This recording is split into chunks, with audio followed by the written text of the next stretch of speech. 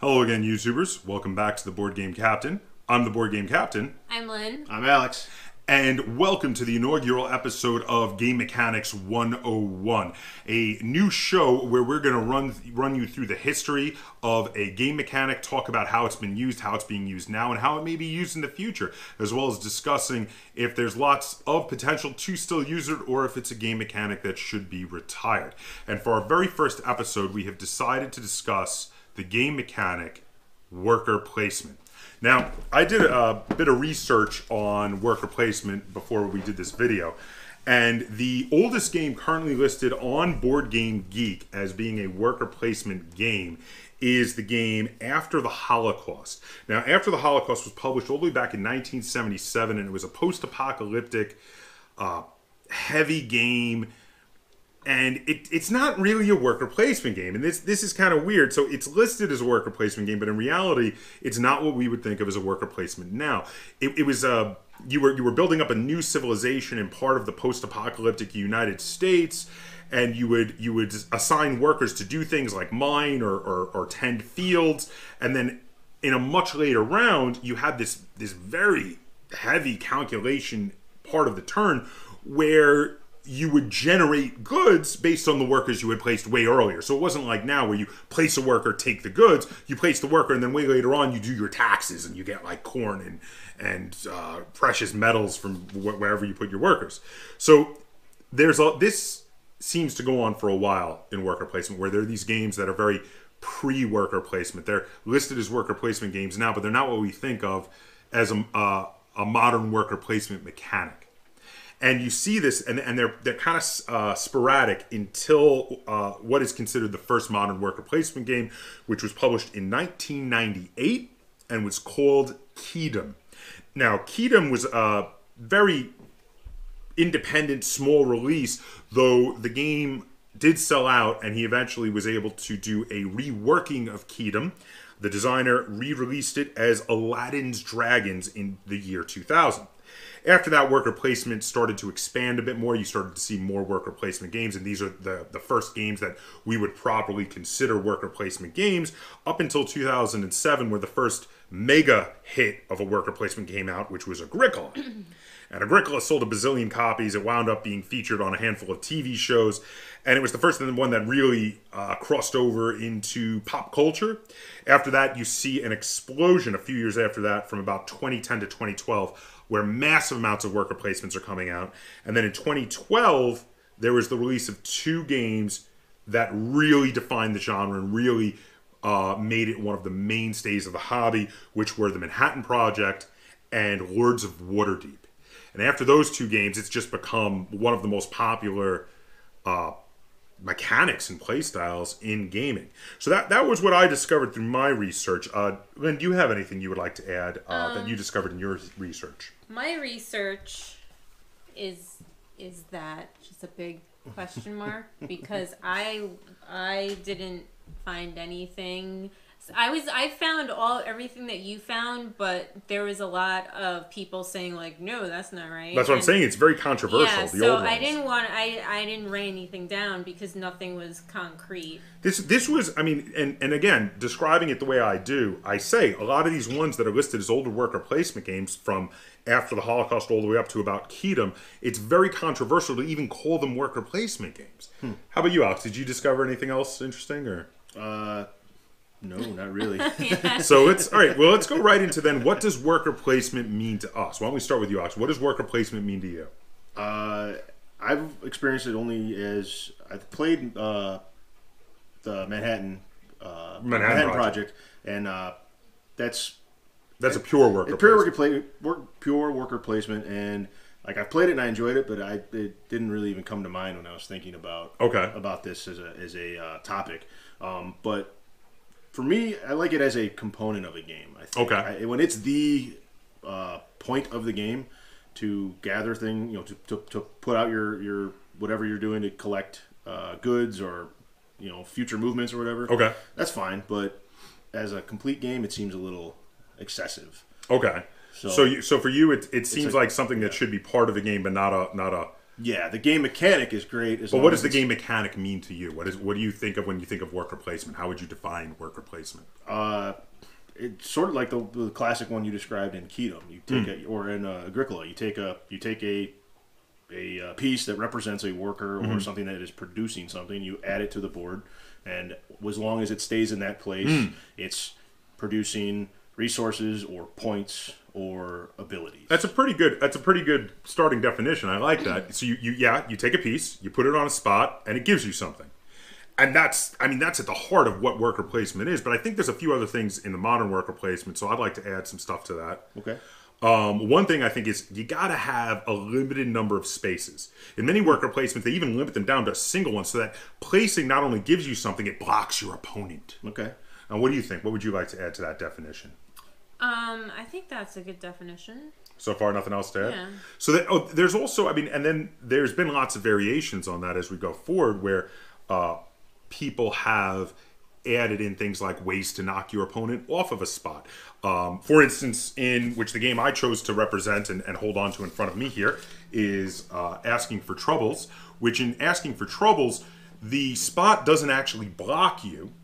If you want to go somewhere where one of your opponents is, you give them a bonus by letting them take their worker back, whereas if they had used all the workers and no one had bounced one back, they'd have to take an action to get all the workers back. So you let them get a worker back without having using an action, and then you get to use that spot, but you gave one of your opponents a bonus. And there's been some newer games where they've done stuff like that, like Oath of the Brotherhood, where they had the gunpowder barrel. The gunpowder barrel, which you could attack someone, knock them off the spot, and then go to that spot. In that case, it was actually a take that element. So, in the past, when worker placement was new, it was fairly basic. It was just like what we talked about. You place a spot there. Where do you think, Lynn? Where do you think worker placement's going in the future? What's something you think is really interesting or exciting? I picked Ex Libris because I like the irregular player power of the workers. You have multiple workers, but one of them is different, and depending on who you choose to be, you get different powers for that one worker, and it adds a more strategic element to it, because sometimes you want to use your regular workers, and other times you want to use the special worker. Well, and then the way that works is the special worker in Ex Libris has an extra thing that happens no matter where he's placed. So you place him there, you get the normal thing that happens when you place a worker there, and then you get the special worker's variable player power. Which, that's an interesting thing, because with Ex Libris is pretty much a straightforward worker placement game, except for that variable player power, but that variable player power makes it very different. It really does. It adds a whole new element. And even depending on which character you choose to play, some characters you want to use your special worker early, and other characters you want to wait. Yes. And use it. It's a simple, small mechanic to add that adds lots of elements. Now, you picked a game where worker placement is definitely not the majority of the game. Yeah, Wasteland Express certainly it uses it as a component, but yeah, it's not. This is many different things. It's a territorial game. It's a sort of a trading, attacking, pick up and delivering. Pick up deliver is the purpose of the game. But yeah, it uses the worker placement. But it is. I was surprised actually when we first played this one about the whole that you had your own little worker placement board. Right. And you didn't compete with anyone else in that board. You just did it yourself, but you would block yourself off from doing things multiple times. And that was your mechanic for everything from driving from point A to point B to buying upgrades to your truck to buying cargo or delivering cargo. Well, yeah, and that was how you. That was part of the strategy of how you were going to play the game. Yeah. How much worker placement were you going to use? How little? But I liked the description of Ex Libris made me think of almost like the corporations at the beginning of Terraforming Mars. Yes. So you have it's not traditional. That's a variable player power. Variable player parameter, yes. Now that variable player powers we will leave for another time, but variable player powers are something that I personally think added to worker placement does make it extra interesting, does make it really cool. And again, there's variable player powers in this too. Sure, but I think that's something you need. Like I said, I think you need something extra on top of just pure. Because you weren't a fan of Manhattan Project, which is literally just pure worker placement. It's okay. It's like I said, it's an interesting mechanic in and of itself, but it's not enough. to make a compelling game. So you think so now? I mean, the next thing we were going to talk about, we were talking about how the games have evolved. You think the way they're going in the future is to be a smaller part of larger games like Wasteland Express? Then they can even be a big part of the game, but they can't be the only part. So at this point, because there's already been a lot of pure worker placement games over the years, you think that's played out? That's done? Yeah, it's like there were decades of roll and move games, but we'll get to that another time too. Well, I'm just saying, when you have a pure mechanic, it becomes stale. Well, you have to twist it up somehow. I do agree with that, because if you think about it, we only own we own Lords of Waterdeep and we own Manhattan Project, and we don't really have any other pure worker placements. Well, I would say we have now. And I mean, of those, I can't even remember the last time we played either of those either. We usually playing other types of like these. Yeah. Right. Now, especially, I would say though, generally speaking, of the 3 games that we chose to represent worker placement out in front of us, Ex Libris and Asking for Troubles are very close to pure worker placement games. They have slight adjustments. This is a worker placement game with variable player powers, basically, and this is a worker placement game with a different mechanic for bumping people off of spots, which can make it feel very like a chain reaction sort of thing. I bump you, then you bump them, and they have some little things that are different. They also have, in the Asking for Troubles, they have those cards that you can get, which are very interesting and maybe different from some of the other worker placements. Plus, the thing I really like in Asking for Troubles, which I think is a cool addition, is you have that board, that little personal board, that allows you to customize changes to the different worker placement spots that will only affect you. So now when I go there, I get bonus metal. And when I go there, I get bonus crystal. And I go there and I get bonus space slugs. And I think that's a really cool thing. Now, but you think these little changes are enough to say that it's no longer a standard worker placement? Well, because also you're also building your library. That's the true. Worker placement isn't the whole thing; it's an element. The way you win is putting cards in your library. Okay. The worker placement just sort of helps you. Well, I think you said it very presciently in the beginning when you were describing after the Holocaust's scoring as being like doing your taxes. Well, I think if you're in a pure worker placement game, it's just too mechanical. You're just adding up what you have and comparing it to what your opponent has, and there's a strategy to it, and you can make it work. But it's definitely not the complete picture. It's a bit bland. Yeah, it's 2D. Now, I do agree that these games like these have thoroughly replaced on our game nights older games like Lords of Waterdeep and Manhattan Project, which were basic pure worker placement games. These kind of have replaced them, and some of these have, like this, I would say this has the least added to it from a basic worker placement aspect.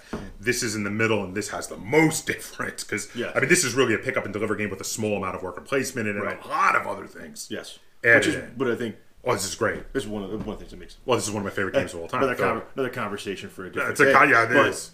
But yeah, I think that's what I think one of the reasons we're having trouble, finding these kinds of games is because they had their moment in the sun, and I think they're now they're moving on and becoming part. And that's an interesting thing when you see a basic mechanic become a little aged.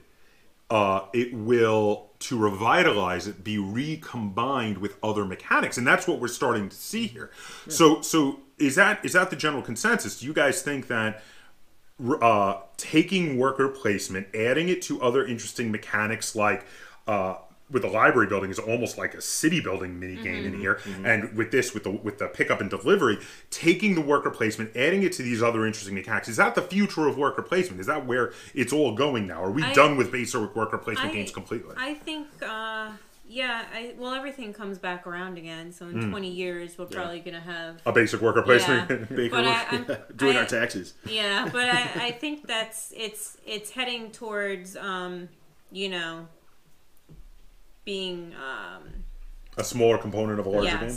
I was trying. I could see you were doing like this. And you were like building something. I was trying to think of a word that I can't think of. So a component. Yes. It's a component mechanic to a larger game is where it's going. But still, I mean, games like this, these are newer games, and in this case, I mean, worker placement is the main point of Ex Libris. I would say the building the library is almost secondary to that. I mean, it's still the main part of the game. The building the library is how you win. At the end, you score your library. It's true. You're right.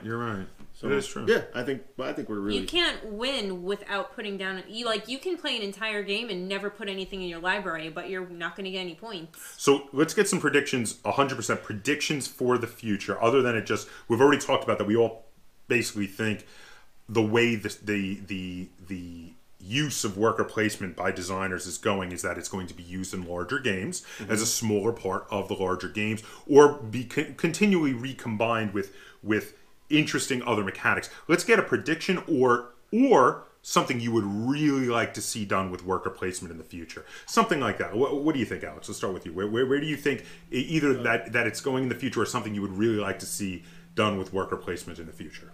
I'm going to give you both.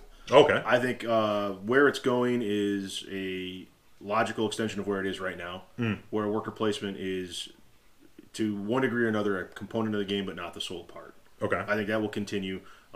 But I would like to see a worker placement game that is more inventive. Like if somebody could take an almost 100% worker placement game and do something like Ex Libris and make it, just tweak it enough to make it interesting. I'd like to see that again. Because like you said, these games were...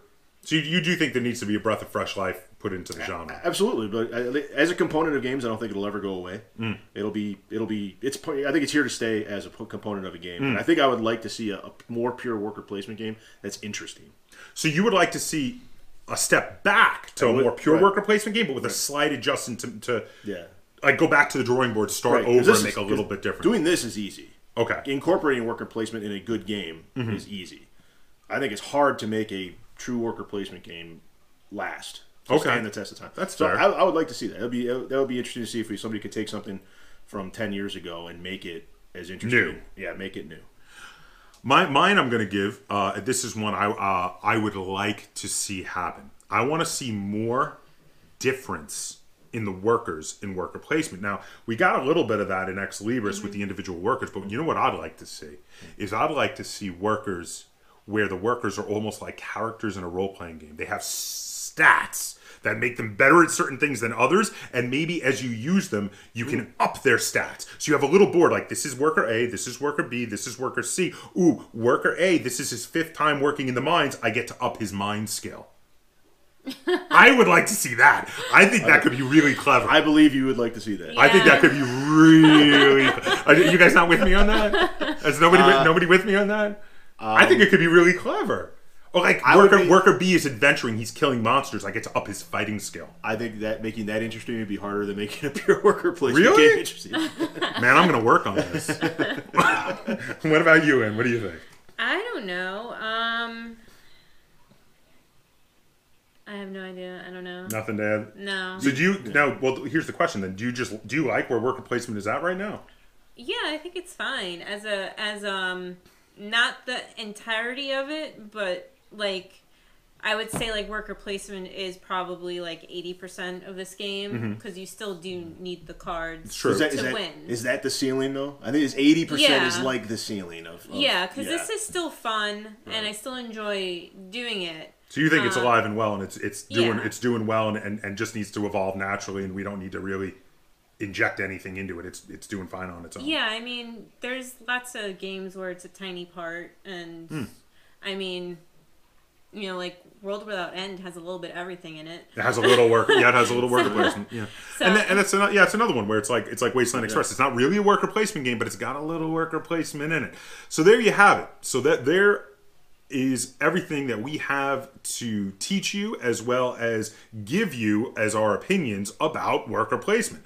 So feel free to comment down below if you think we got anything wrong, and also comment down below and let us know what is your favorite worker placement game of all time. I'd love to hear from you guys on that. And if you enjoyed this video and you'd like to see us do more like it, be sure to give it a like, share this video on all social media, and subscribe to the Board Game Captain, that's Captain spelled with a K, on YouTube, and hit that little bell icon on my channel so that you get alerts every time I upload a new video. And until next time, game on!